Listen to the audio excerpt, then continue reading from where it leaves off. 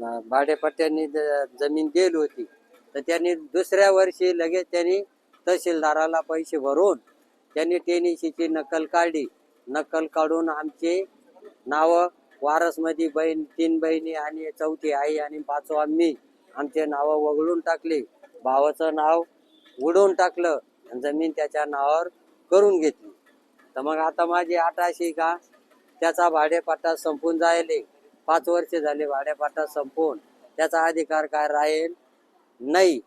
आता आमची जमीन मी तहसीलदार कचेरी पुढं उपोषण टाकलं होतं, तर तहसीलदार साहेबांना माझ्या बाजूना निकाल दिला. मग त्यांनी काय केलं, मी तलाठ्याकडे, त्यांनी मला ऑर्डर तलाठ्याची दिली. हो, मी तलाठ्याकडे गेलो, तलाठ्यांनी माझी नोंद काय घेतली नाही. मग नोंद नाही घेतल्यावर त्यांनी प्रांताकडे अपील केलं. प्रांताकडे अपील केल्यावर त्यांनी मग पुढं चालून मला नोटीस आल्यावर माझ्या दाव्याला होता. वकीलपत्र दिलं आणि यांनी लगेच त्याच्या बाजूने निकाल लावून, प्रांताकडून निकाल लावून घेतला आणि तो जमीन हे करायला लागला. मग मी कलेक्टर साहेबापुढं श्री सीताराम सखाराम चव्हाण, राहणार हांडेवाडी, तालुका कोपरगाव, यांनी त्यांच्या शेत जमिनीच्या मालकी हक्काबाबत आणि त्यांचं नाव सातबाराच्या इतर हक्कांमध्ये घेण्यासाठी एक आमरण उपोषण इथे चालू केलं होतं. मान्य उपयोगाधिकारी शिर्डी यांच्या निर्देशानुसार आज आम्ही चव्हाण काकांना भेटलो आहे.